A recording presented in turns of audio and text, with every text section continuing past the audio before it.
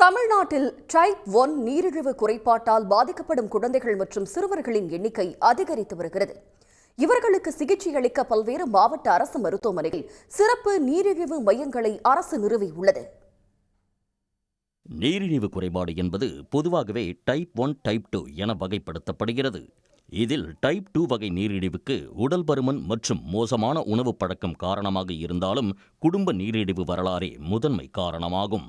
Type 1 வகை நீரிழிவுக்கு பெரும்பாலும் 15 வயதிற்கும் குறைவான குழந்தைகள் மற்றும் சிறார்களை இலக்காக்கின்றனர்.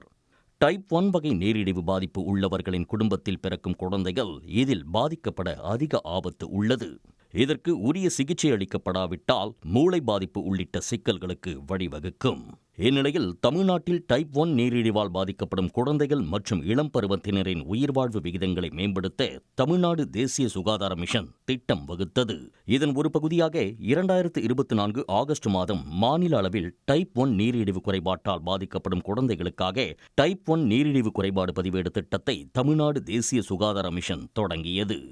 இத்திட்டம் தொடங்கிய ஒரே ஆண்டில் தமிழ்நாட்டின் டைப் 1 நீரிழிவு குறைபாடு பதிவேட்டில் இதுவரை அரசு மற்றும் தனியார் மருத்துவமனைகளில் சிகிச்சை பெறும் 5064 குழந்தைகளின் பெயர்கள் இடம்பெற்றுள்ளன.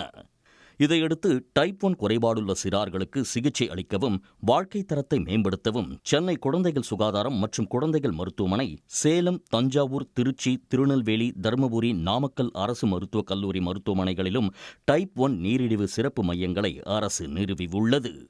விரைவில் கடலூர், தேனி, திருவாரூர் மருத்துவக் கல்லூரிகளிலும் நீரிழிவு பராமரிப்பு மையங்களை அமைக்கும் பணி நடைபெற்று வருகிறது.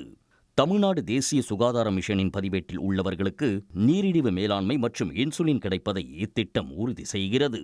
அடுத்த 6 மாதங்களில் தமிழ்நாட்டில் 20 மருத்துவக் கல்லூரி மருத்துவமனைகளில் டைப் 1 நீரிழிவு சிறப்பு மையங்கள் நிறுவப்படும் என்று தமிழ்நாடு NHM மிஷன் திட்ட இயக்குநர் அருண் தம்புராஜ் தெரிவித்துள்ளார். இம்முயற்சி கிராமப்புற மற்றும் நகர்ப்புற குழந்தைகளுக்கு பயனளிக்கும் என்றும் நீரிழிவு சிகிச்சை மையங்களால் பாதிக்கப்பட்ட சிறார்களின் HbA1c அளவுகள் மேம்பட்டு வருவதாகவும் திட்ட அலுவலர்கள் தெரிவிக்கின்றனர். உடனுக்குடன் செய்திகளை தெரிந்து கொள்ள சன் நியூஸ் பெல் ஐகானை கிளிக் பண்ணுங்க.